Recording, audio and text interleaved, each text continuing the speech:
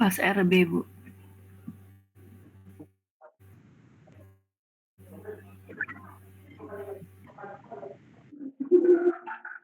Bentar ya.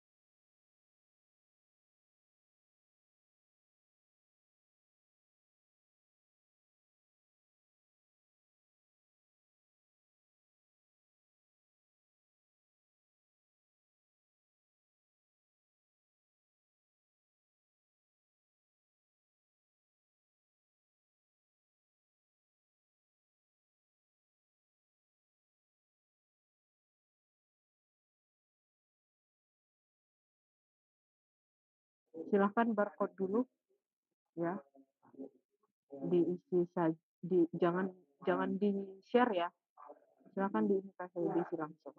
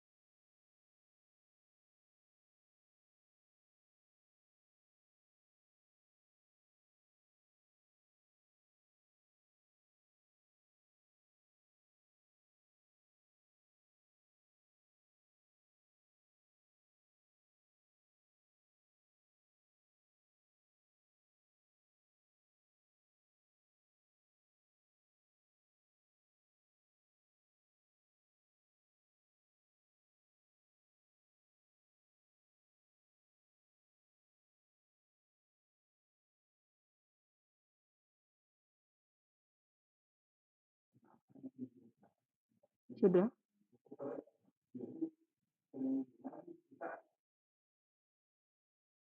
Sudah selesai siap-siap?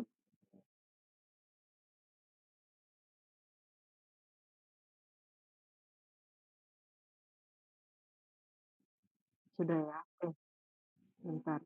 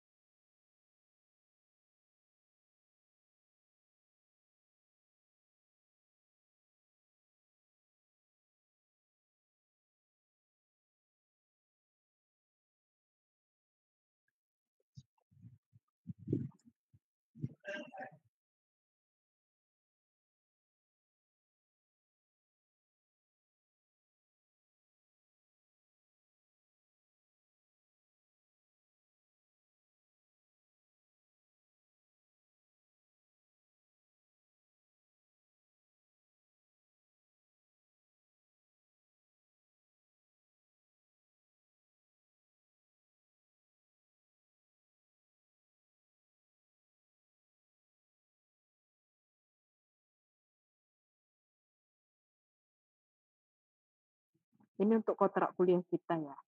Jadi kita bicarakan kontrak kuliah kita sebentar. Jadi yang kelas ini ya akan diampu, ini kelas RB ya. Ini kelas apa? RB, RA, RC tadi? RB, Bu. Ya. Oke, kelas RB ini akan diampu oleh saya dan Ibu Fitri. Jadi saya dari pertemuan 1 sampai 2, Bu Fitri nanti dilanjutkan oleh pertemuan 3 sampai 14 ya. Jadi memang harapannya ya supaya, rekan-rekan semuanya, bisa, apa namanya, ini kan akan berbeda ya nanti di setiap kelas. Selain saya nanti ada lagi dosen yang lain yang akan mengajar, seperti itu. Nah, jadi setiap kelas akan beda-beda. Jadi harapannya, kalau ada kendala silahkan langsung diberitahukan kepada saya, seperti itu ya. Jadi, eee, di supaya jangan ada pembanding-pembanding dengan kelas-kelas yang lain, ya. Nah itu dia. Oke, jadi intinya di mata kuliah ini dia mata kuliah berpraktikum ya, mata kuliah berpraktikum ya. Jadi bedanya dengan tahun kemarin, ada beberapa yang kedua, kita akan, ada CBL, Case Based Learning di mata kuliah ini, ya. Kalau tahun-tahun lalu kan nggak ada, nah sekarang sudah ada Case Based Learning, seperti itu, ya. Jadi intinya mata kuliah ini menggunakan package R ya, menggunakan package R, jadi dengan masalah komputasi yang ada, seperti itu. Nah, ini capaian-capaian pembelajaran yang kita punya ya, bukan kita punya, yang akan kita lakukan di sini, ya. Jadi, ya ini harapannya nanti rekan-rekan semua atau mahasiswa-mahasiswa semua mampu gitu mampu untuk sampai mampu untuk memenuhi ya capaian pembelajaran ini, seperti itu. Nanti kontraknya akan saya bagi. Nah, ada strategi pembelajarannya itu ada beberapa ya, karena kita sudah case based learning, berarti nanti kita akan menginikan ke kasus nyata, kemudian ini blend learning artinya menggabungkan pembelajaran tatap muka dengan media digital, seperti itu. Kemudian memberikan ruang bagi mahasiswa untuk mengevaluasi pemahamannya, seperti itu. Nah, untuk tugasnya ada tugas kelompok dan tugas individu, seperti itu, ya. Oh, ini tidak terbaca dia, sebentar saya buka yang lain ya, supaya kelihatan.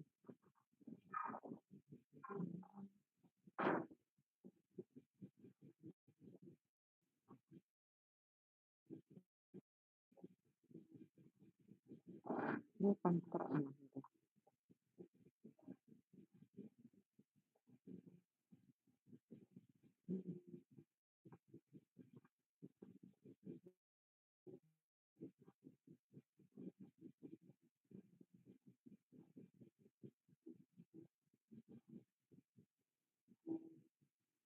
Nah, ini untuk kontrak kuliahnya, mana ya? Nah, ini untuk kontrak kuliahnya, kelihatan kontrak kuliahnya? Kelihatan tidak kontrak kuliahnya? Kelihatan Kelihatan Ibu. Kelihatan ya. Nah, kalau dulu kriteria penilaian itu hanya, apa namanya, hanya, hanya tugas berapa, kuis berapa, seperti itu, UTS, UAS berapa. Nah, iya, jadi sesuai capaian-capaian yang ada tadi kan kita punya capaian nih, sesuai dengan capaian-capaiannya.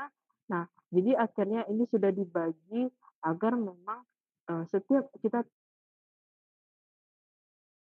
tahu kalian, bagian mana nih yang tidak tercapai pembelajarannya, namanya, kriteria penilaiannya, seperti itu, ya. Nah, kemudian ini untuk kategori penilaiannya, ini dia kategori penilaiannya. Nah, ini dia untuk jadwal perkuliahannya, nanti dosen pengajarnya disesuaikan dengan pengajar yang ada di kelas, ya. Pengajar yang ada di ya, disesuaikan nanti dengan pengajar yang ada di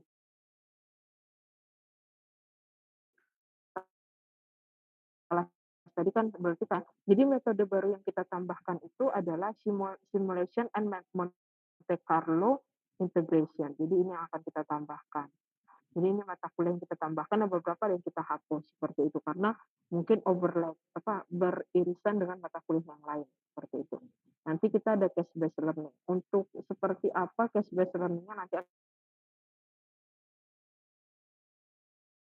akan saya bagi dengan yang sebelumnya. Ya saya wajib hadir 100%, mahasiswa wajib on cam, seperti itu, karena kita online. Kemudian, ini dosen berhak mengadakan perkuliahan tambahan ketika dia di luar yang dijadwalkan. Mahasiswa wajib hadir 12 kali pertemuan. Ketika dia kurang dari 12 kali pertemuan, maka mahasiswa tidak diizinkan untuk mengikuti UAS, seperti itu. Ya, intinya berpakaian sopan, kemudian dosen memberikan nilai yang adil, kemudian dosen langsung memberikan nilai E jika diketahui mahasiswa mencapai kayak misalnya kerjasama dan lain-lain. Nah, untuk sifat-sifat ujiannya nanti kita tentukan saja, kita sesuaikan ya nanti waktu mendekati UTS atau UAS-nya, seperti itu. Nilai UTS dan UAS akan diberikan ke mahasiswa dan protes nilai dilayani paling lama 1 hari. Nah, mahasiswa dapat meminta bukti hasil penilaian jika dirasa nilai mata kuliahnya tidak sesuai. Nah, ini dia praktikum wajib dilaksanakan 100%.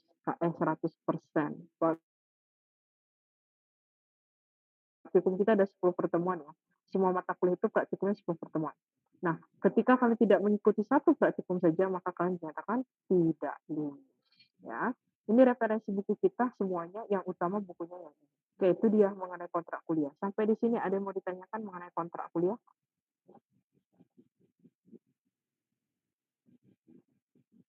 Ada yang ditanyakan mengenai kontrak kuliah?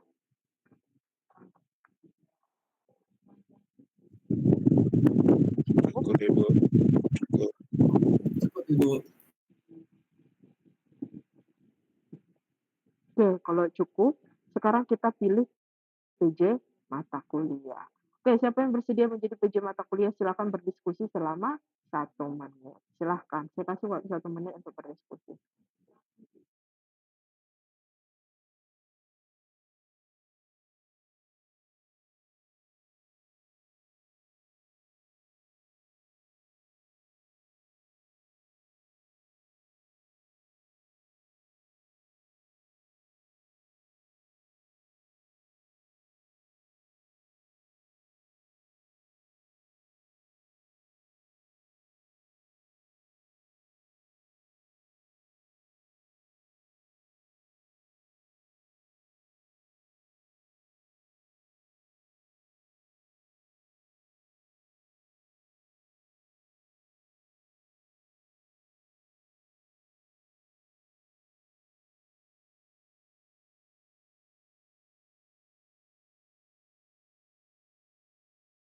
Sudah? Oke, siapa yang menjadi PJ mata kuliahnya? Sudah didiskusikan?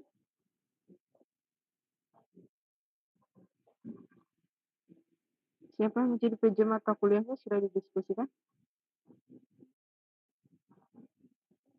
Ini kayaknya kelas Anmul kemarin ya, yang hari Senin ya? Iya Iya Ibu. kan? Iya, Ibu lihat si Padi nih soalnya. Siapa PJ mata kuliahnya?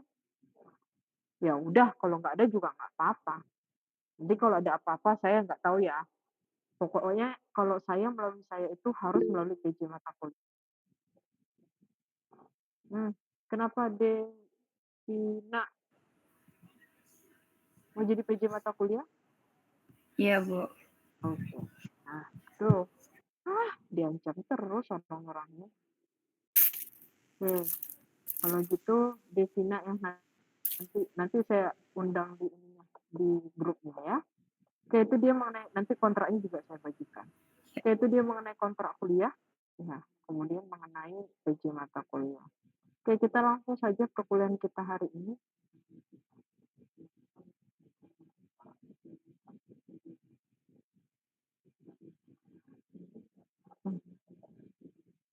Sebentar.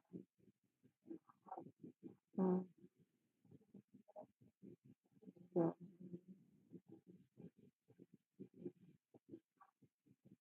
Nah, ini dia. Jadi mata kuliah ini cuma beda di setelah MTS ya. Yang lainnya masih sama. Oke. Nah, kita masuk ke perkuliahan kita hari ini, komputasi statistik. Nah, ini buku-buku yang saya gunakan di-download aja ya. Ini pakai R ya.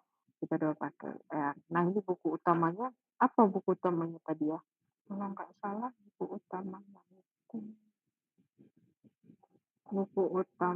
itu Element of Computational Statistics. Nah, itu dia. Oke, kita lanjutkan. Nah, kita akan masuk ke pengenalan objek pada R. Ya, kita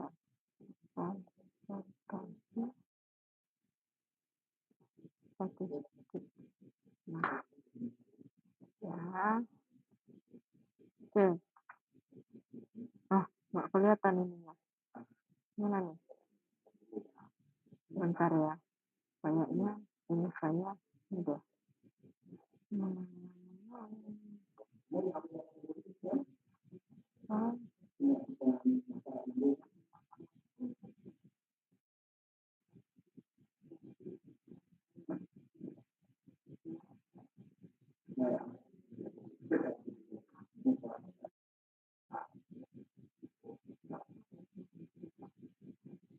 Bentar.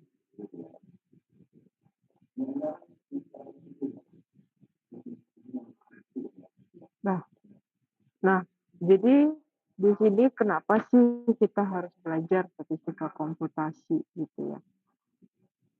Eh, ini bukan statistika komputasi ya, komputasi statistik ya. Ini kayaknya terbalik ya, Bu. Ini namanya komputasi statistik.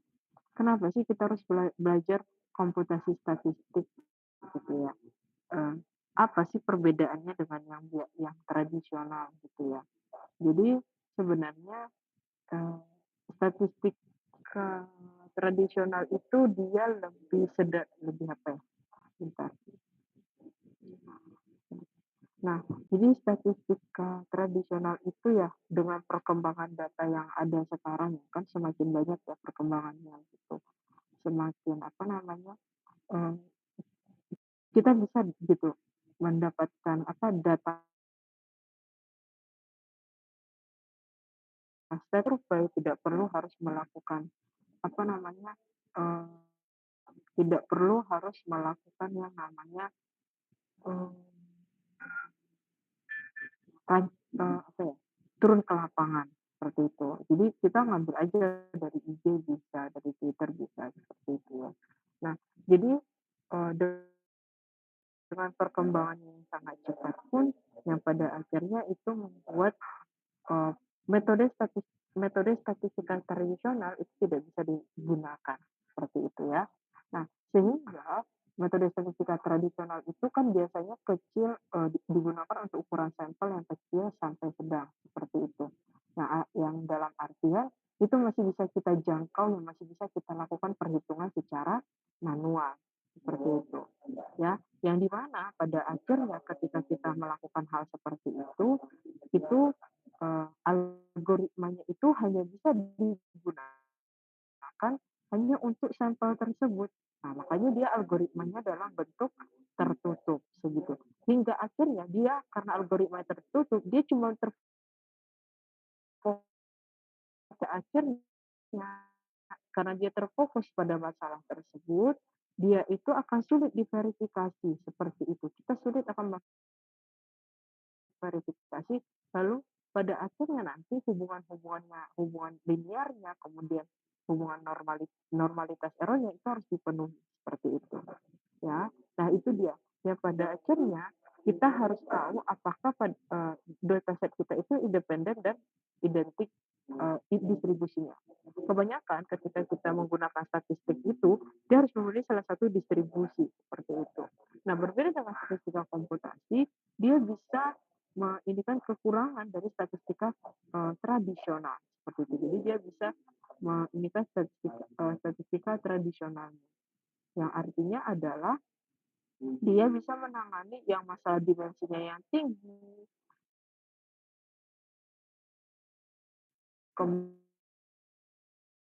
kemudian dataset atau ukuran yang awalnya dia itu harus independen. Nah, ini dia tidak homogen dan bentuknya sangat kompleks seperti itu, ya. Nah, kemudian ketika kita menggunakan statistika komputasi, itu bisa kita tarik dia secara inferensial, ya. Kita bisa mengambil kesimpulan secara keseluruhan yang mana nanti itu hasilnya tidak terlalu pasti. Jadi masih bisa kita perluas seperti itu. Nah, yang pada akhirnya di sini kita menekankan yang ketahanan pada robustnya, robustnya seperti itu. Nah, jadi memang ketika kita menggunakan komputasi statistik itu membantu kita ya, membantu kita sebagai pengguna ya, lebih tepatnya sebagai pengguna ya, untuk bisa kan ujung-ujungnya ketika kita menggunakan dataset kita pengen mengambil inferensialnya yang pertama. Yang kedua, setelah kita ingin mengambil inferensianya, kita ingin melakukan prediksi seperti itu. Kemudian kita ingin tahu Kira-kira variabel-variabel mana saja yang berpengaruh? Seperti itu. Nah, itu dia mengenai apa namanya komputasi statistik seperti itu. Ya, ya itu dia. Oke.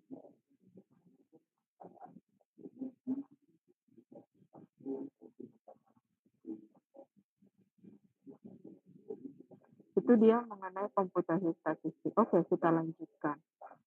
Ya, kita lanjutkan.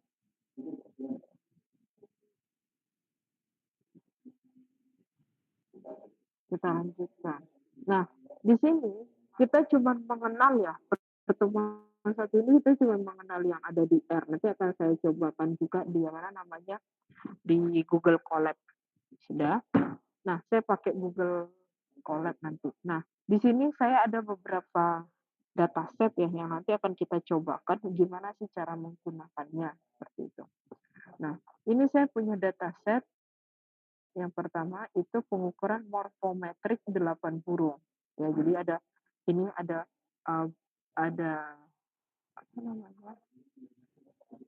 Ini ada 8 burung, ada 8 sampel. Ini 1, 2, 3, 4, 5, 6, 7, 8. Jadi ada 8 sampel dengan 4 variabel. Ini dia. Ya, dia punya 4 variabel.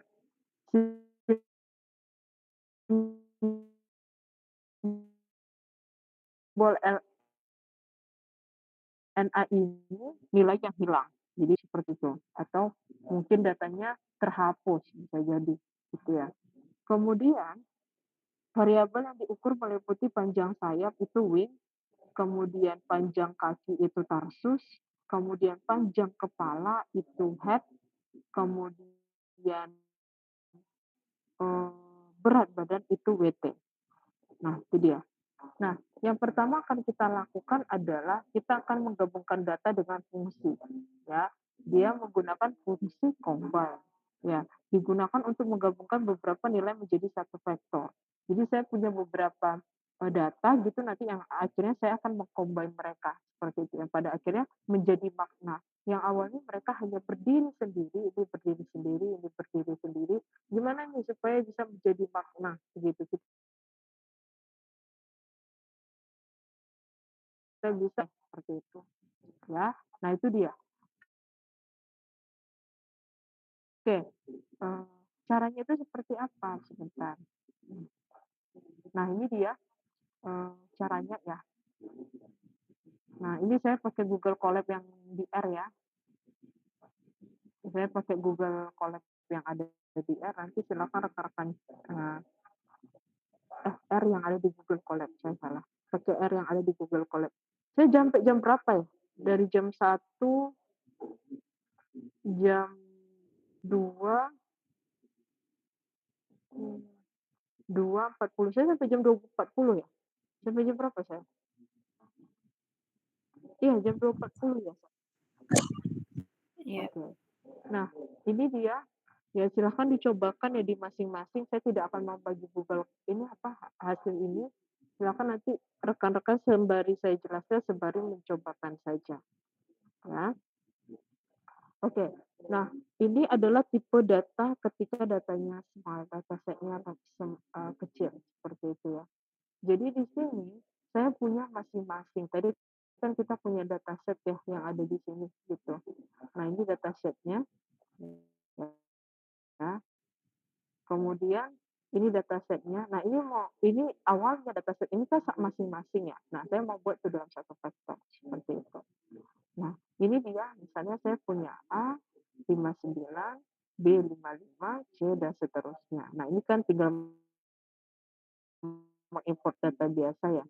Atau kita pengen membuat namanya dengan nama yang lain seperti itu juga bisa ya. Nah, caranya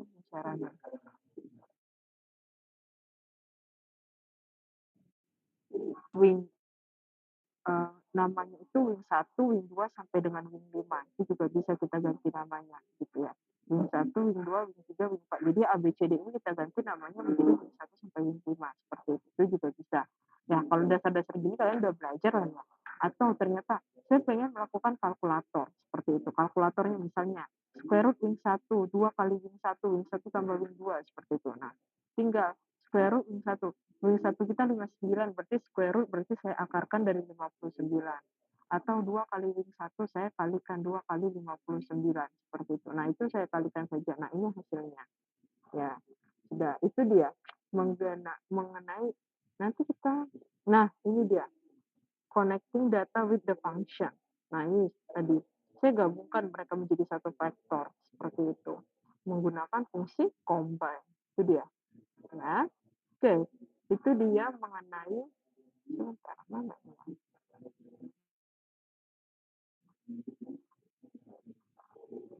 Mengenai fungsi combine-nya. Nah, kemudian kita lanjut menggabungkan variabel menggabungkan variabel dengan fungsi C. So, combine ini combine-nya di kolom, yang ini kolom, kemudian yang ini row. Nah, itu maksudnya apa? Ketika saya menggabungkan, yang saya gabungkan itu kolomnya. Kemudian nanti yang selanjutnya yang saya gabungkan itu kalau R itu row, berarti row barisnya. Seperti itu. Jadi yang saya gabungkan itu baris, yang satu lagi saya gabungkan itu adalah kolom. Seperti itu. Ya. Nah, itu dia. Nah, caranya seperti apa? Nah, ini caranya. Nah, ini caranya. Nah, misalnya ini ini nanti saya jelaskan ya ke bawahnya. Nah, misalnya contoh,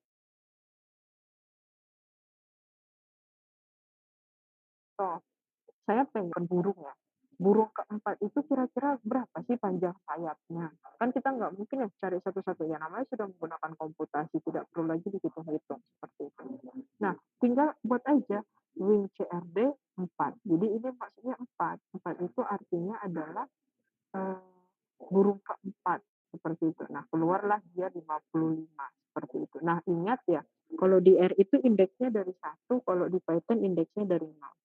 Ya. Nah, kemudian kalau ini 2 sampai 4 seperti itu, indeks 2 sampai 4. Berarti saya pengen tahu berapa sih panjang sayap dari burung yang kedua sampai burung yang keempat seperti itu. Iya, Pak? Iya, burung yang kedua sampai burung keempat. Berarti ada 55, 53,5, 55 seperti itu. Nah, kalau ini dua terakhir tidak ditampilkan seperti itu. Nah, itu dia. Nah, selanjutnya ini saya mau menggabungkan. Ini saya menggabungkan kira-kira berapa sih ketika saya menggabungkan panjang sayapnya mereka itu berapa sih panjangnya seperti itu. Nah, ini saya sudah gabungkan, ini dia. Nah, kok error? Oh, ini bicaranya. Nah, ini dia. Nah, panjangnya itu 440. Nah, bisa langsung kalau ini definisikan dulu. Itu dia artinya. Ya. Nah, lanjut. Nah, ini saya masuk ke apa ya? Tarsus itu tadi panjang kaki, kemudian head itu panjang kepala, kemudian BWT itu berat badannya, ya. Nah, itu dia. Nah, si head ini tidak bisa saya jumlahkan. Kenapa ya? Karena ada NA, ya, karena tidak NA. Makanya yang supaya kita pengen tahu nih berapa sih jumlah eh, apa jumlah dari kepalanya si burung itu, beratnya si kepala burung itu adalah berarti si data NA tidak boleh dimasukkan seperti itu. Yang akhirnya karena tidak boleh kita masukkan, maka di sini kita ganti NA.rm sama dengan true. Jadi NA-nya itu tidak ikut dilakukan perhitungan. Itu maksudnya. Ya, itu maksudnya. Oke, itu dia. Kita masuk ke connecting variable mana tadi? Oh ya, combine variable with combine cbin dan rbin seperti itu. Nah, misalnya nih saya gabungkan. Tadi kan saya sudah punya data sayapnya, kemudian saya sudah punya tadi panjang sayap ya. Saya sudah punya panjang kaki, saya sudah punya panjang kepala, dan saya sudah punya berat badan, seperti itu. Nah, saya mau gabungkan menjadi satu dataset. Nah, bisa menggunakan fungsi C ini. Ini dia. Dengan fungsi C ini, ya saya running. Nah, akhirnya ketika saya punya fungsi C ini tinggal dipakai. Tapi masalahnya adalah ketika kita menggunakan fungsi combine, mereka akan menjadi satu baris, ya. Mereka akan menjadi satu baris, cuman dimensinya saja yang berbeda. Nah, itu masalahnya. Padahal kan sebenarnya maknanya kan berbeda-beda gitu. Di situ kan ada kolom untuk wing, di situ ada kolom untuk tarsus, di situ ada kolom untuk head, di situ ada kolom untuk WT, seperti itu. Nah, itu kendalanya, seperti itu. Kalau ketika kita menggunakan sebuah fungsi yang namanya fungsi C, seperti itu, ya. Oke. Nah, kemudian selanjutnya, ya. Nah, bentar.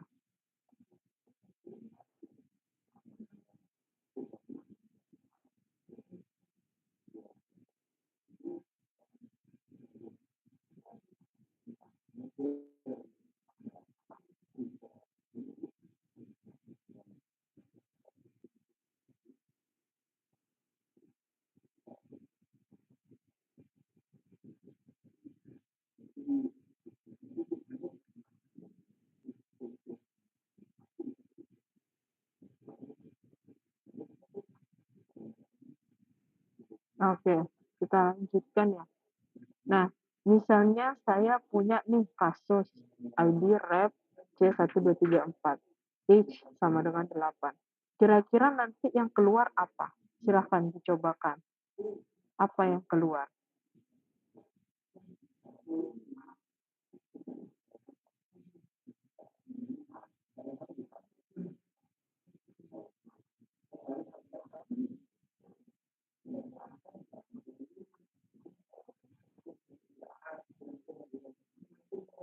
Coba dicobakan dulu.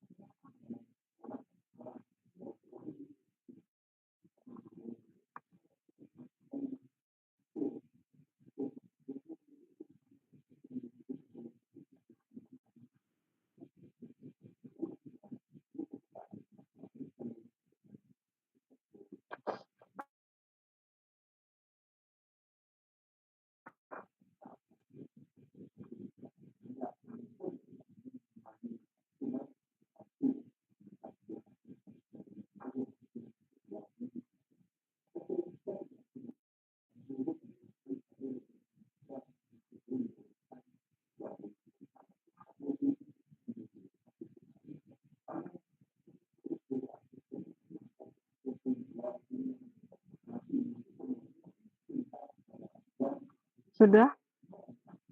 Sudah? Siapa? Berapa isinya yang keluar ketika dicobakan ini? Oke, coba Ibu panggil aja lah. Siakat mana? Siakat.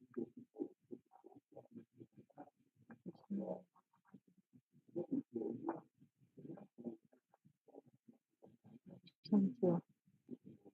Oh, maaf. Baby Wulandari, mana orangnya? Baby Wulandari, mana orangnya? Hadir, Ibu. Nah, coba apa hasilnya?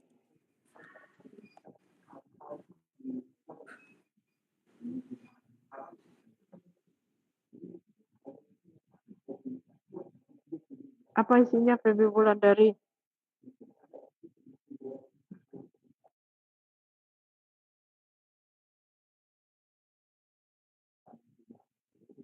Wulandari, mana orangnya?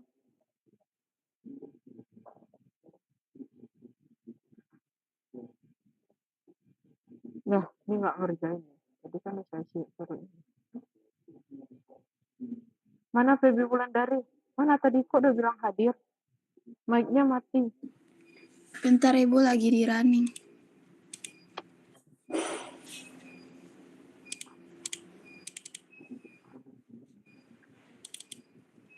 Fyodora Alisa ada orangnya? Fyodora Alisa ada orangnya? Ada Fyodora Ibu. Alisa. Nah, apa hasilnya? Lagi diketik juga Bu. Apa hasilnya? Ya, dari tadi kok masa baru diketik.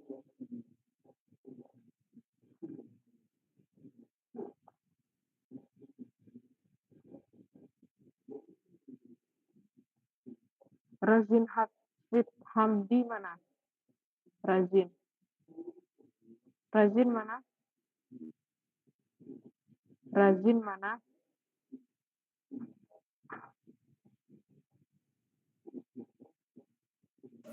Biru. Nah, apa jawabannya?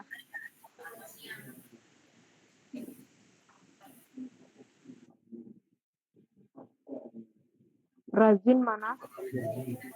Jawabannya 1 sebanyak 8 kali, Bu. 2 8 kali, 3 8 kali, 4 8 kali.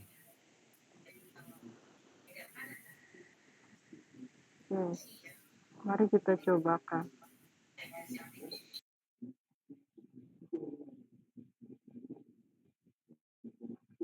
Ya, jadi di sini artinya kan rep. Ini mereplikasi. Mereplikasi bilangan 1 sampai bilangan 4. Di mana nanti setiap bilangan itu diulang sebanyak 8 kali. Itu artinya. Ya, itu dia. Nah, oke, selanjutnya kita masuk ke yang ini. Yang ini. Coba dicobakan, saya kasih waktu 1 menit.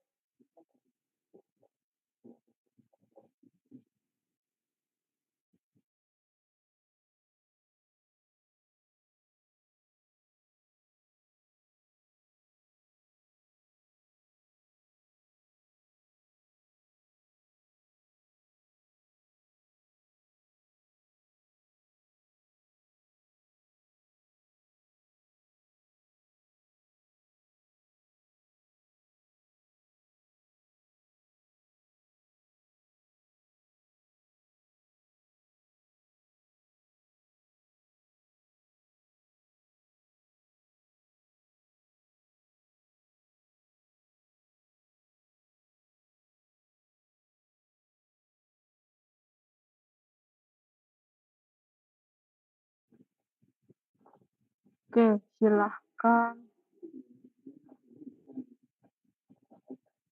Hanifah Inayah. Mana orangnya Hanifah Inayah?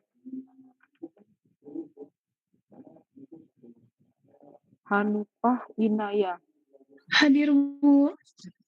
Nah, coba apa jawabannya? Masih di running Bu. Di runningnya di saya error. Coba share screen. Share screen coba. Baik, baik Ibu. Ayo langsung share screen aja.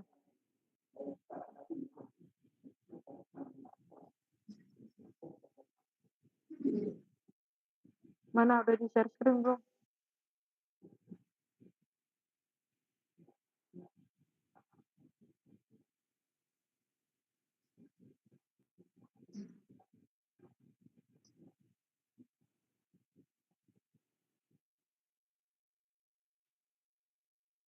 Ini Bu.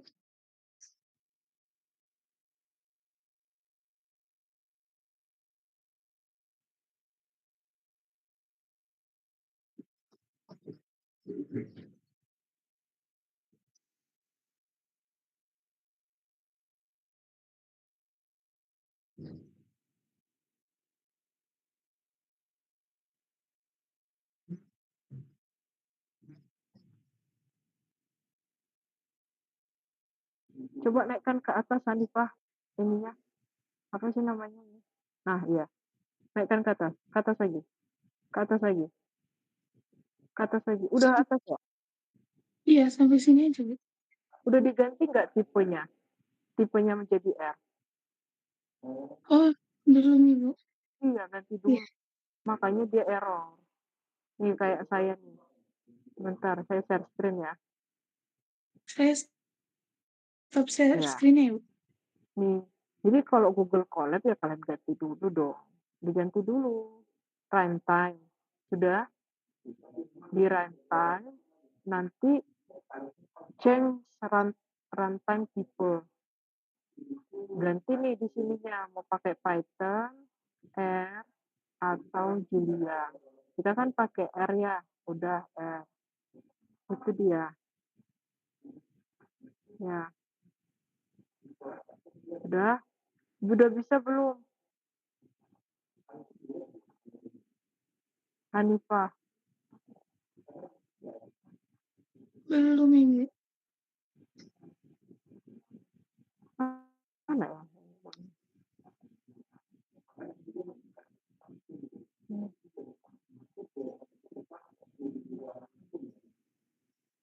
Oh, itu penulisannya kayaknya salah. Coba yang lain, berapa hasilnya? Siapa yang udah coba? Berapa hasilnya? Berapa hasilnya? Yang lain.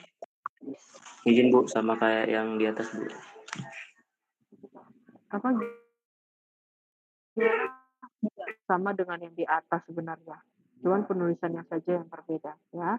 Oke, lanjut. Ini berapa hasilnya?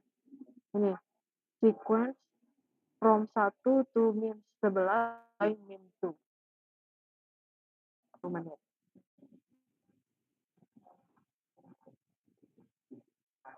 Silakan dicobakan.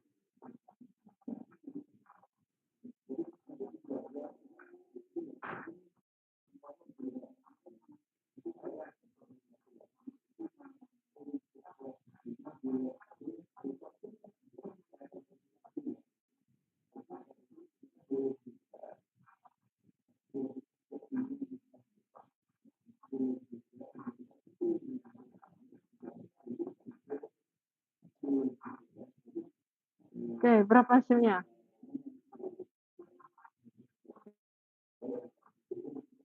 Sequence from 1 to minus 11 by min 2. Berapa hasilnya? Izin Bu, jawab Veronica. 1, minus 1, minus 3, minus 5, minus 7, minus 9, sama minus 11. Iya, benar. Jadi ketika kita berbicara sequence, dia akan mengeluarkan secara berurutan nilainya. Yang dimana nilainya itu batasnya dari 1 sampai minus 11. Yang dimana nanti dia diloncati sebesar minus 2. Itu artinya. Ya. Nah, ini dia. 1, minus 1, minus 3, minus 5. Jadi loncatnya minus 2. Oke, lanjut. Fase A 1 sampai dengan 4. Apa yang keluar? Silakan dicobakan.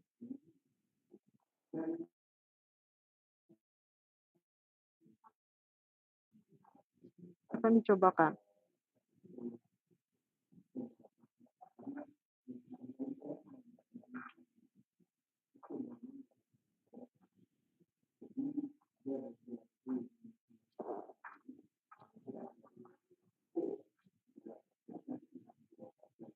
Boleh jawab lagi Bu? Iya, boleh. Apa? Ini hasilnya A1, A2, A3, sama A4. Iya. Jadi fase itu adalah saya mengcopy ya. Mengcopy nilai A di mana urutannya 1 sampai 4. Itu dia. Oke, coba kita tambahkan dengan ini. Mana dia? Nah, coba ditambahkan ini. Coba ditambahkan. Nah, coba sequence dari 1 sampai 10 along with 1 sampai 5. Coba.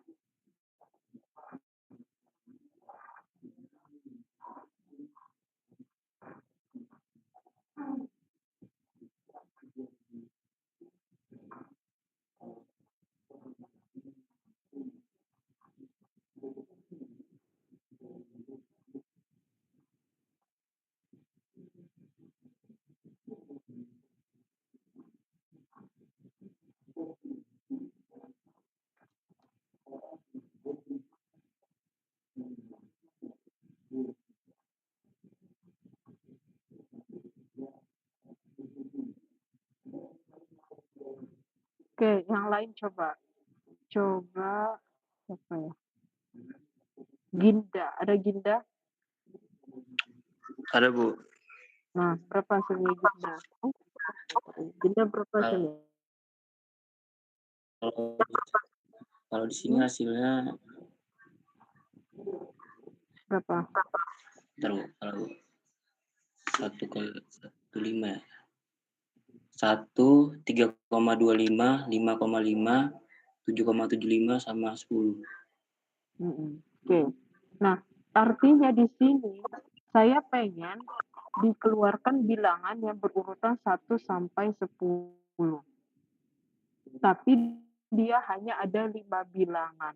Itu artinya.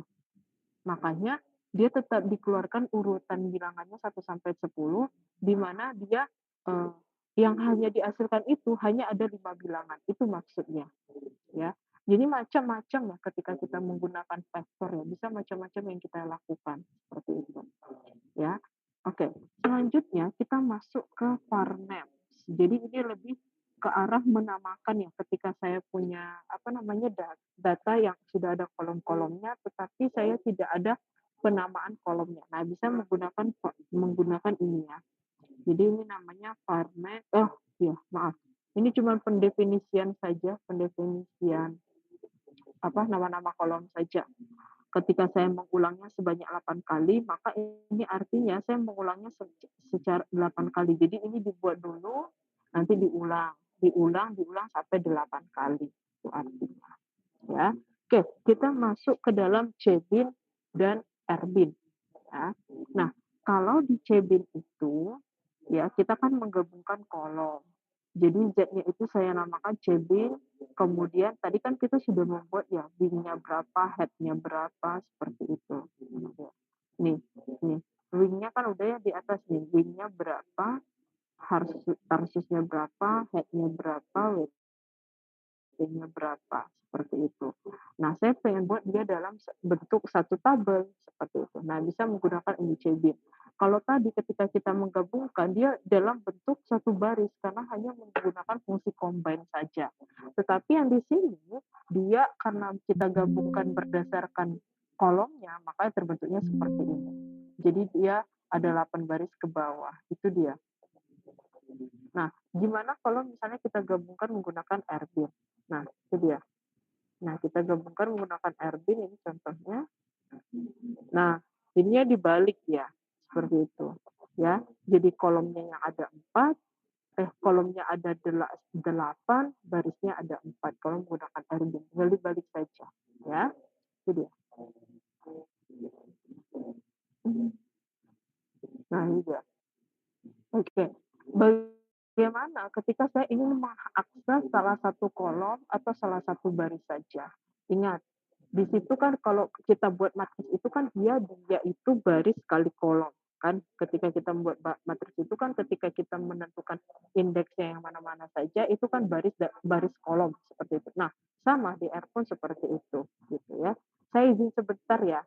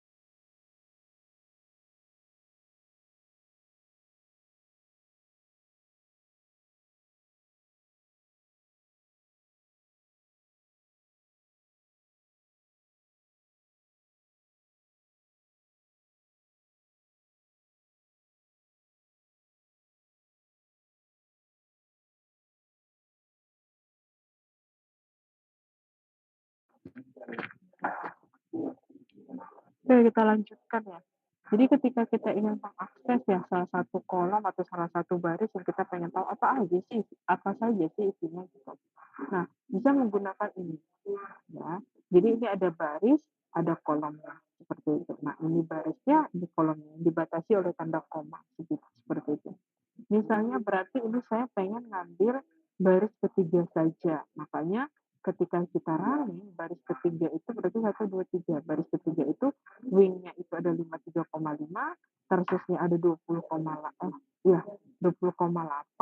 kemudian yang head-nya ada 30,3, WT-nya itu ada 14,8. Itu dia artinya.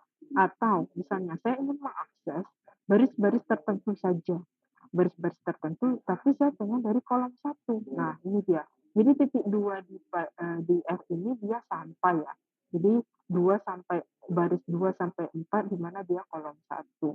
Nah, 2 sampai 4 berarti ini ya.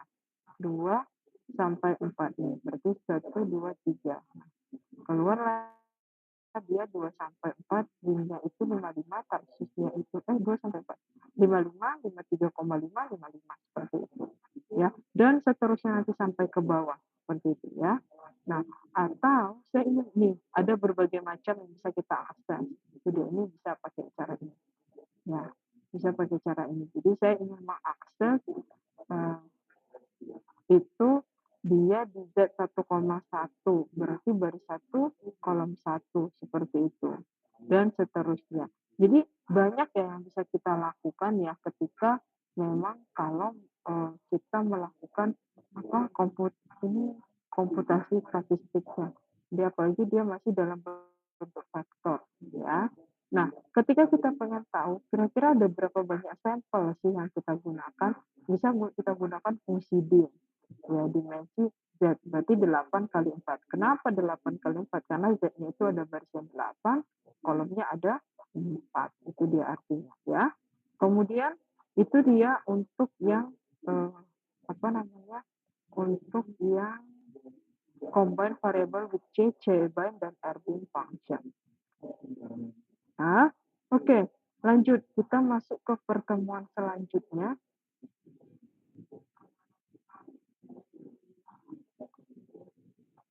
Nah, kita masuk ke dalam matriks ya.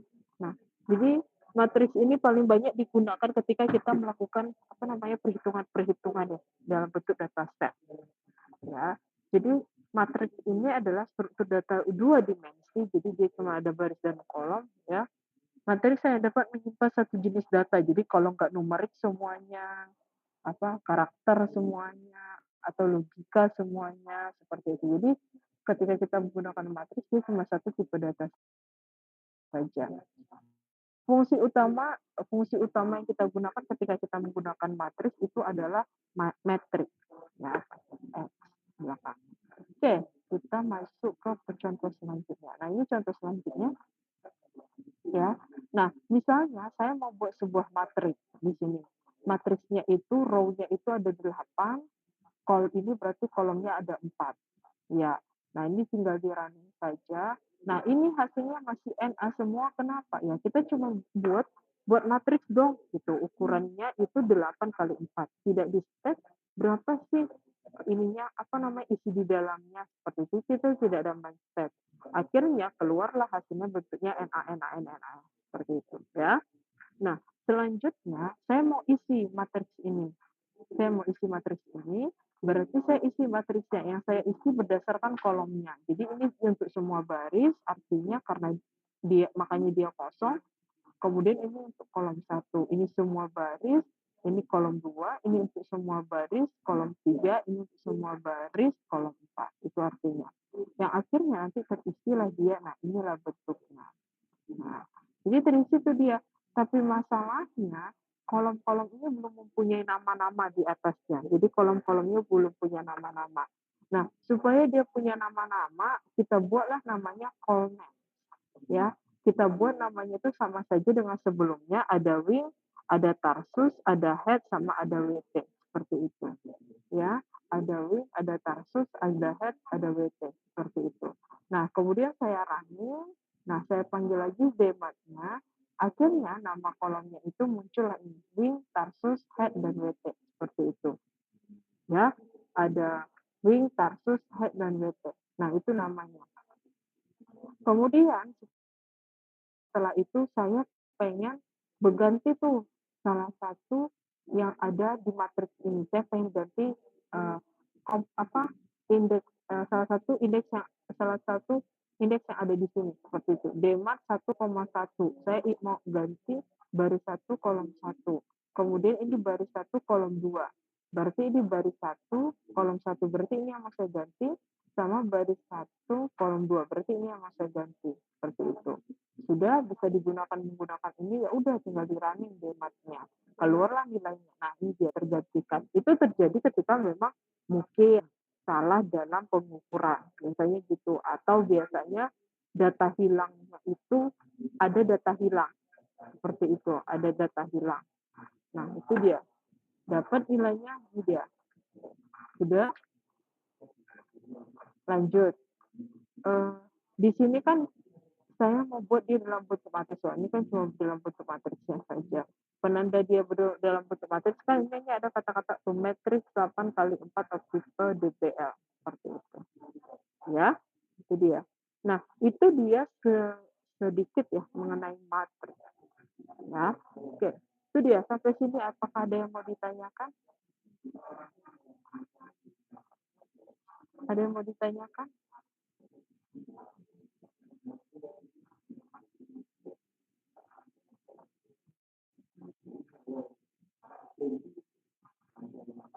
Ada yang mau ditanyakan?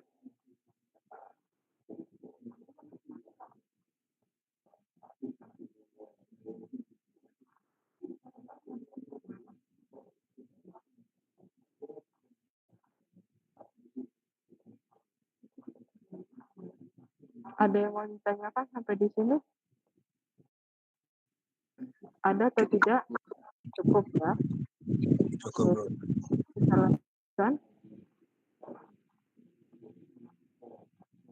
Setelah kita menggabungkan matriks, kita masuk bagaimana kita menggabungkan dengan fungsi data frame. Ya, kita pakai tuh data frame-nya, gimana cara membuatnya. Ya. Nah, jadi fungsi data frame ini menggabungkan beberapa vektor menjadi tabel. Jadi dia data frame itu membuatnya dalam bentuk tabel. Setiap vektor akan menjadi kolom, panjang setiap vektor harus sama. Karena dia dalam bentuk tabel, maka panjang-panjangnya harus sama. Berarti panjangnya barisnya. Ketika saya punya kolom 4, berarti setiap barisnya harus sama panjangnya. Seperti itu. Ya. Oke, kita coba di sini. Ya, kita coba di sini.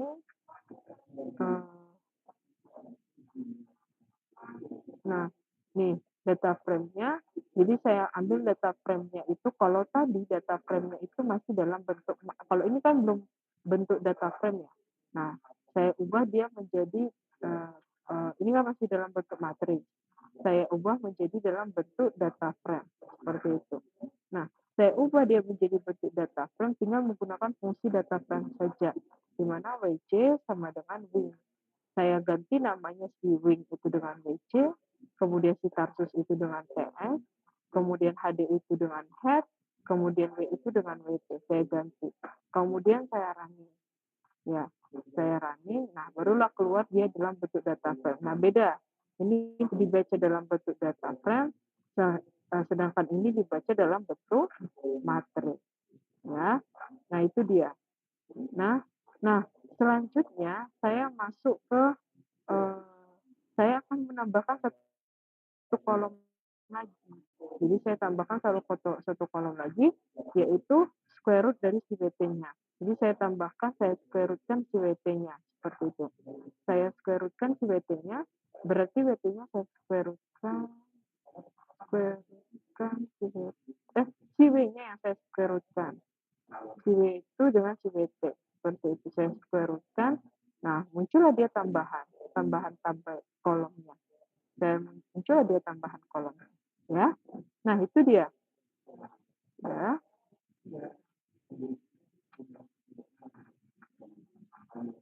Nah, sehingga saya pengen akses tuh salah satu saja, tinggal dipanggil saja WT. Atau bisa menggunakan tanda dolar. Nah, itu dia sedikit mengenai yang namanya data frame, ya. Oke, kita lanjutkan setelah kita berbicara mengenai data frame, kita lanjutkan dengan yang namanya list, ya. Jadi list itu adalah menggabungkan berbagai macam jenis data dalam satu struktur list, ya. Jadi intinya list itu memiliki tipe-tipe data yang harus elemen list yang tidak harus jadi si list ini boleh nih tipe datanya berbeda dengan yang tadi ya. Jadi si list ini wajib memiliki tipe data yang bukan wajib ya, tapi boleh. Ya, boleh memiliki tipe data yang berbeda seperti itu. Ya. Oke, masuklah kita ke sini. Nah, ini dia. Jadi sebenarnya list ini diibaratkan seperti buku tulis yang dalam artian setiap lembarnya itu boleh berbeda gitu. Jadi lembar pertama misalnya dalam bentuk vektor, lembar kedua dalam bentuk matriks, lembar ketiga dalam bentuk data frame. Jadi dia bisa bentuknya berbeda-beda. Makanya ketika orang penelitian lebih ada yang memakai list ya karena itu tipe data mereka itu berbeda-beda, ada yang bentuk karakter gitu, ada yang bentuk numerik gitu. Nah itu dia. Nah misalnya nih saya punya list ya, saya mau bangun sebuah list. Nah jadi saya bangun si X1 itu dalam bentuk vektor, X2 itu dalam bentuk tipe datanya karakter, kemudian X3 itu hanya 3 saja, X4-nya dalam bentuk matriks. Kemudian Y-nya itu saya gabung semuanya. Saya gabung semuanya di mana matriks X4-nya itu saya buat matriksnya berukuran 4 kali 4 di mana kolom pertamanya itu diisi dengan 1 2, kolom keduanya diisi dengan 3 4 itu maksudnya. Nah, tinggal diisikan saja. Nah, makanya barulah dia keluar ini. Jadi dia setiap lembarannya itu dia akan memiliki tipe data yang berbeda-beda. Nah, ini lembaran pertamanya, lembaran kedua, lembaran ketiga, dan lembaran keempat. Itu maksudnya. Ya, ini analisis regresi. Nah, kemudian selanjutnya bisa juga tuh dari data tadi kita kan punya data ya, tinggal dipakai saja data bird-nya. Jadi saya tinggal buka saja dia dalam bentuk list. Yang pertama itu ada bird data, kemudian ada ID, ya saya ambil dari ID 2, kemudian ada Z, seperti itu. Nah, bisa juga, jadi sebenarnya ID 2-nya tidak terbaca.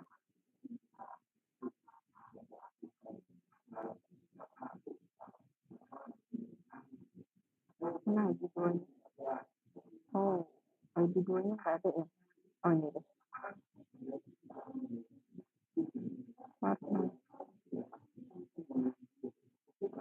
Nah, ID 2-nya. Nah, ini dia. Nah, ini dia. Jadi ada berdata, kemudian ada ID, kemudian ada Z, seperti itu. Ya, itulah dia mengenai list. Ya, oke. Lanjut, kita lanjutkan dulu. Kalau ada yang mau ditanyakan, silahkan. Nah, jadi inilah dia ketika kita punya data, kita bisa melakukan berbagai macam. Kita bisa mengcombine datanya dengan cara menggunakan fungsi combine, cbind, kemudian rbind, kemudian kita bisa menggunakan list juga seperti itu. Kemudian TD-up dan store in new object-nya itu bisa kita gunakan data frame-nya. Kemudian ketika kita ingin mendefine size-nya itu bisa menggunakan vektor dan matriks. Jadi banyak yang bisa dilakukan, itu salah satu contoh sederhananya yang bisa kita lakukan ya. Oke, ini dia beberapa fungsi-fungsi yang ada di dalam R yang bisa Anda rekan-rekan gunakan atau Anda gunakan ketika ingin melakukan sebuah treatment ya, ingin mengakses atau mengganti salah satu dari indeksnya seperti itu. Nah, bisa menggunakan ini. Banyak ya caranya. Ini salah satu saja yang dari tadi yang saya sudah ajarkan. Oke, lanjut. Ini nanti aja tugasnya. Oke, lanjut kita masuk ke selanjutnya mengakses variabel dari data frame. Jadi saya mau akses nih variabel dari salah satu data frame-nya. Oke, caranya seperti apa? Jadi mengakses salah satu variabel dari data frame itu artinya apa? Memanggil kolom-kolom tertentu dalam sebuah data frame agar bisa digunakan untuk analisis. visualisasi atau manipulasi datanya seperti itu. Jadi bisa digunakan hal yang seperti itu, ya. Nah, bagaimana cara kita mengaksesnya? Nah, cara mengaksesnya itu adalah enggak saya lihat, ya. Yang artinya ketika kita mengakses data frame itu kita memanggil kolom-kolom tertentu, baris-baris tertentu gitu. Untuk kita manipulasi, untuk kita lakukan analisis atau untuk kita lakukan visualisasi, ya. Nah, ini salah satu contohnya. Nah, jadi saya ambil datasetnya itu dari mana namanya? Dari dataset yang ada di R ya.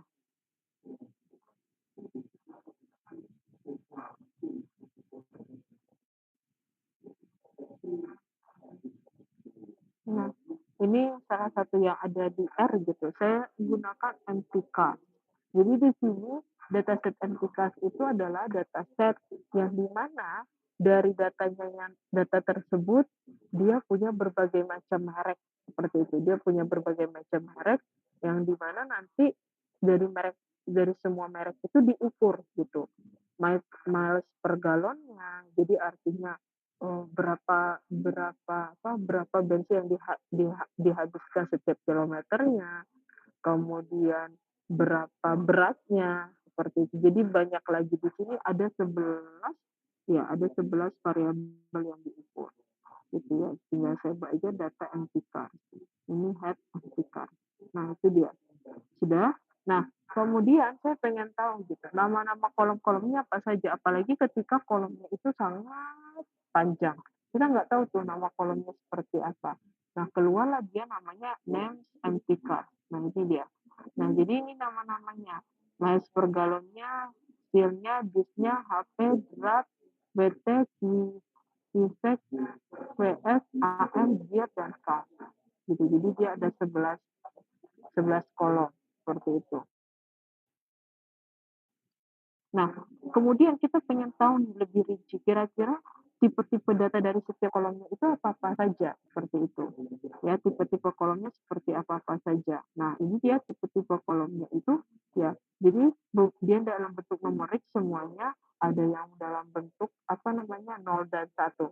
Ya, tapi dia masih dibaca dalam bentuk numerik, belum dalam bentuk faktor. Seperti itu. Ya. Nah, selanjutnya itu dia. Nah, selanjutnya misalnya nih, saya mau hitung min dari si MPG-nya. Ya, nah saya mau hitung. Bisa nggak? Bisa nggak? Ya, bisa. Nah, kita pengen hitung ini nggak bisa. Ya, jadi perlu dibuat sebuah fungsi yang pada akhirnya bisa menghitung nilai tersebut. MPG nggak bisa. Ya. Oke, lanjut. Ini saya buat diagram box plotnya. Di mana ketika dia 0 itu dia ada pencilan, ya. Jadi saya bandingkan MPG-nya tersebut ya dengan faktornya ya. Saya punya faktor itu 0 dan 1. Jadi ketika dia menggunakan FS-nya itu 0 dan 1, oh ternyata miles per galonnya itu lebih besar digunakan ketika VS-nya itu 1 gitu ya. Kalau yang dia 0 itu PS-nya ternyata dia menghabiskan bensinnya itu lebih sedikit dibanding ketika dia 1. Itu dia. Ya. Nah, selanjutnya ketika Anda ingin mengakses salah satu variabel ya, salah satu kolom atau variabelnya, bisa menggunakan ini, menggunakan tanda dolar, bisa menggunakan tanda kurung siku tapi ya, bisa menggunakan tanda kurung siku seperti itu. Ini mengakses kolom ke-6 saja. Kemudian ini menghitung nilai dari si MPG-nya. Tadi kan nggak bisa tuh nih. Nah, sebenarnya caranya seperti ini. Nah, jadi dari data mana? Jadi dari si MTK-nya saya ambil MPG-nya. Seperti itu. Ya. Nah, itu dia. Nah, ini untuk gambarnya. Seperti itu. Ya. Oke, kita lanjutkan. Nah, sebelum kita masuk, ini hal-hal yang perlu dihindari ketika kita menggunakan data frame seperti itu ya. Yang pertama menggunakan attach. Ya, jadi attach ini tidak disarankan ya untuk rekan-rekan semuanya ketika menggunakan attach, ya. Kenapa? Supaya tidak ada duplikasi variabel, itu sebenarnya kenapa kurang direkomendasikan menggunakan attach. Yang kedua, gunakan nama variabel yang unik. Jadi ketika kita mendefinisikannya di bawah, yang dipanggil itu ya yang baru gitu, bukan yang di atasnya. Karena dia kan sifatnya mengingat gitu. Nah, udah di atasnya dia akan ini kan akan memanggil ketika memang namanya sama. Yang keluar ya yang di atas dulu yang dia baca, seperti itu. Ya. Jadi gunakan detach. Jadi kalau mau pakai attach silakan, tapi ingat ketika sudah melakukan attach, detachkan lagi seperti itu ya. Pada suatu waktu hapus data frame yang tidak dipakai dari search tab-nya menggunakan perintah. Itu dia. Ya. Nah, bagaimana sih saya mengakses subset datanya? Misalnya, saya ingin mengakses subset data berarti mengambil sebagian data dari sebuah data frame, ya, berdasarkan kondisi-kondisi tertentu. Teknik ini digunakan saat kita ingin bekerja dengan data yang ada data misalkan jenis fungsi atau kombinasi tertentu seperti itu. Nah, contohnya seperti apa? Contohnya seperti ini. Untuk misalnya nah, ini cara mengakses ya. Ini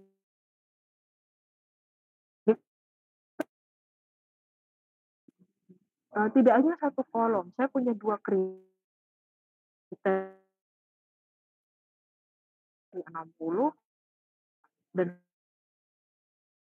20. Jadi kan itu saya punya data ini gitu. Nah, akhirnya saya buatlah sebuah fungsi gitu ya. Pengennya yang empty cars-nya itu saya cuma pengen yang 4 dan 8 saya tidak pengen. Nanti equivalent atau misalnya saya pengen tuh keluar yang 9 gitu. Dia nilai unik dari si empty cars yang bagian silinder namanya 9. Jadi makanya ya, saya pengen yang keluar itu 6 tapi untuk semua kolom.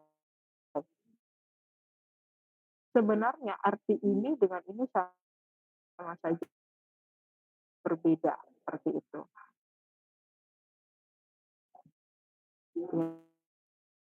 Ya. Yaitu ada 6 versusnya yang dikeluarkan hanya 1 FPS-nya dikeluarkan ada pakai dan gitu. Jadi dengan 6 kemudian FPS-nya itu sama dengan 1. Nah, ini silindernya ada 1. Nah, inilah dia. Ya. Jadi banyak yang bisa kita lakukan gitu. Nah, kalau kita punya 3 syarat ya tinggal tambahkan saja dannya. Seperti itu. Kalau rekan-rekan sekalian punya syarat gitu, tinggal tambahkan saja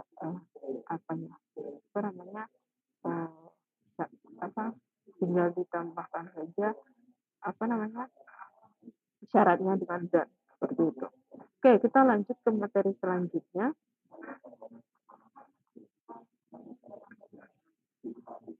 Nah, kita masuk ke sorting data. Kalau sudah kata-kata sorting berarti kita mau melakukan urutan. Ya, jadi kita mau melakukan urutan datanya. Ya, jadi saya mau urutkan datanya itu bisa dari yang terkecil terbesar, terbesar terkecil gitu ya. Jadi banyak yang bisa dilakukan. Nah, sorting data itu nih ya. Misalnya saya mau sorting, mau urutkan datanya berdasarkan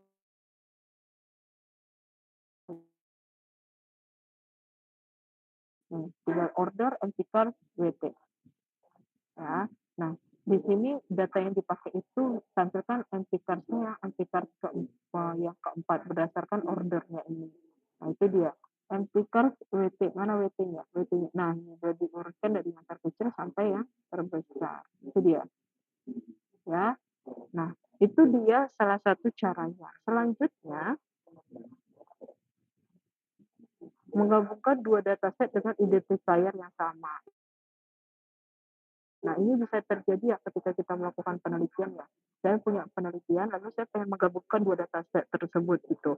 Misal contohnya, kalian punya nilai komputasi statistik konstan, kemudian kalian punya nilai ADS gitu. Gimana nih cara menggabungkan keduanya? Nah, salah satu caranya adalah kalian punya ID kalian masing-masing, kan kalian punya NIM tuh.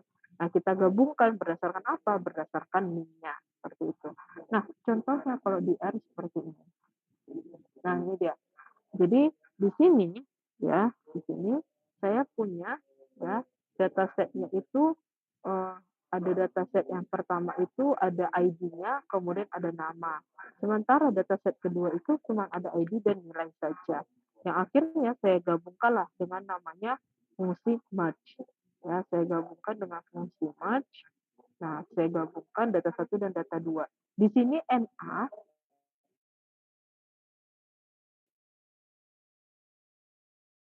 karena di sini yaitu yang ada sama-sama 1212. Sementara kan yang keempatnya tuh nggak ada tuh. Nah, makanya dia NA. Itu artinya. Ya. Oke, kita lanjutkan selanjutnya. Nih, kita mengkodekan ulang. Jadi mengkodekan ulang itu mengganti ya. Misalnya awalnya itu di dataset kita itu ada perempuan dan laki-laki. Kita kodekan dengan 0 dan 1 seperti itu. Atau kita ingin mengkodekan kuat, lemah, sedang. Kita pengen kodekan 0, 1, 2, 3. Atau kita pengen bilang, oh kuat itu dikodekan ketika skala Richard-nya dari 7 ke 8 dan itu dari 6 ke 7 seperti itu. Itu bisa kita gunakan fungsi pengkodean seperti itu. Nah, ini dia ya saya ganti yang di versusnya itu ya saya ganti dengan levelnya dengan bed. Saya ganti levelnya dengan dengan seperti itu. Nah, ketika saya mengganti levelnya good dengan bad, berarti saya ganti dia merupakan faktor. Level itu 0 saat seperti saya ganti good dan bad. Nah, akhirnya dia berganti itu good dan bad. Ketika kita melihat, kita panggil lagi datanya, maka di sini versus itu sudah diganti dengan AM itu sudah diganti dengan faktor. Karena di atas sudah kita ganti dia menjadi faktor. Seperti itu. Kan awalnya dia numerik. Akhirnya kita ganti menjadi faktor. Nah, itu dia. Selanjutnya, nah ini beberapa fungsi yang ada di dalam R ya, yang bisa digunakan juga tadi dengan yang kita gunakan ada pengurutan, ada merge, ada attach gitu ya, dan masih banyak lagi ya. Nah ini soal latihannya nanti akan saya bagikan juga. Oke, sampai sini ada yang mau ditanyakan kira-kira? Sampai sini ada yang mau ditanyakan kira-kira? Cukup? Cukup? Cukup Ibu. Oke, kalau cukup berarti perkuliahannya kita cukupkan sampai di sini ya. Nanti Ibu komunikasi untuk jadwalnya minggu depan ya.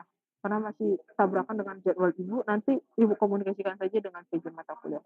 Oke, kalau gitu saya cukupkan untuk perkuliahan hari ini. Terima kasih untuk kehadirannya. Selamat sore, selamat melanjutkan perkuliahan. Ya.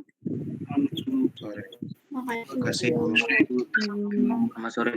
Terima kasih, Bu. Ibu